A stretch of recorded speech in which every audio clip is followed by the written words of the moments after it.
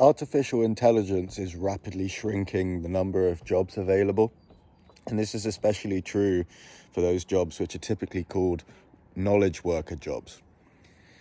The current large language models in AI are very good at producing text. You give it a prompt, a well-structured prompt, you'll get a well-structured answer. And even now, people are building workflows where multiple prompts are chained together to give an extremely detailed and accurate answer to the questions that are being asked. A large section of society, I believe, are soon going to be replaced and out of a job. And the reason that I'm talking about this in the frame of communication is because if you do not know how to talk to people and you are not confident with your ability to handle rejection, you're probably going to find it extremely difficult to get a job when the number of people looking for a job exponentially increases. You're going to have two conflicting and competing forces, which is the number of jobs shrinking and at the same time the number of people looking for a job increasing. And the ones that stand out in job interviews are the confident talkers, the ones that ask questions back, the ones that say hello confidently, that stand up and shake someone's hand.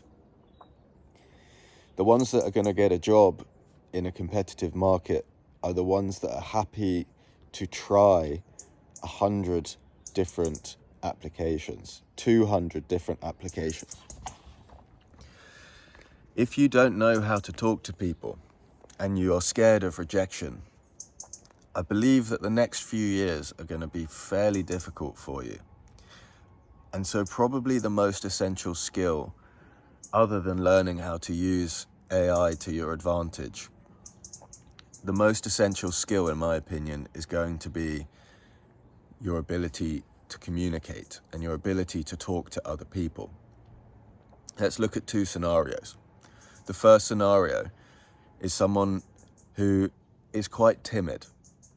And this isn't game over, because I believe that you can brute force confidence with the methods that I teach, which is just brute force talking to hundreds of people, starting with one person, moving on to another person, another, and eventually building it up.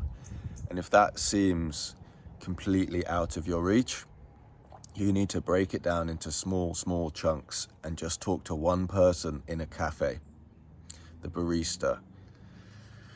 Let's look at two scenarios. The first scenario is someone that can't really talk to someone and is scared of rejection. And the other scenario is someone which has got over their fear of rejection and knows that just someone saying no to them in a job situation just means they need to move on and try another job. Scenario one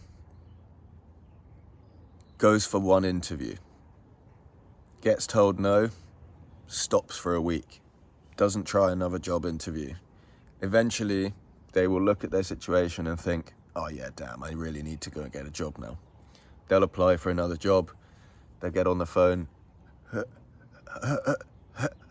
Hello? Bang. Sorry, mate. You're done. Scenario two applies for 100 jobs, gets on 60 calls, falters 50 times, has 10 good conversations. Of those 10 good conversations, maybe one of them offers them the job.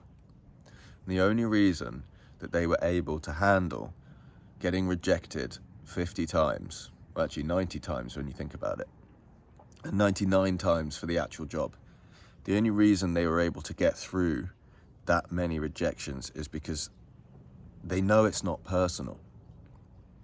A rejection really isn't too bad. There's 9 billion people. It's impossible to run out of people. It's something that I learned when I was doing street sales in London. It's going to be tough. The number of jobs is shrinking. The cost of intelligence, not conscious intelligence at the moment, but the cost of intelligent output is rapidly falling below the cost of employing someone with that level of intelligence. The gap right now is that the human you put in the job can be a self-starter, and you ask them to do a job, and then if they're any good, they'll take that job you've asked them to do and then carry it on through all of the different permutations it actually needs to go through in order to get the job complete. If you look at something like ChatGPT right now, you prompt it one, you can't give it the entire job right now. You have to prompt it, then you have to do the second prompt, the third prompt, until the output is actually properly structured. That won't be the case for long. They're bringing out technology now which is described as agentic, or AI agents. And AI agents will take the main goal that you want, and they will look at it, they will choose what needs to happen for that to be complete, and then they will loop through each section evaluating what they've done to see if the output is matching the desired output from the prompt. That's exactly what humans do in a job. And so I know what I'm saying is right, which is the number of jobs that a human has to do is rapidly decreasing, and the number of people that will be looking for a job is going to be rapidly increasing. If you need help talking to people, send me a message.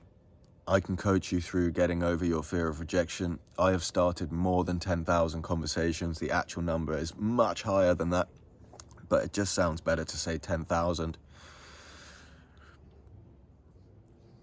Conversation is the most essential skill now. Your ability to talk to people and your ability to get over your fear of rejection. Because in a highly competitive market, the people that will win are the ones that will try again.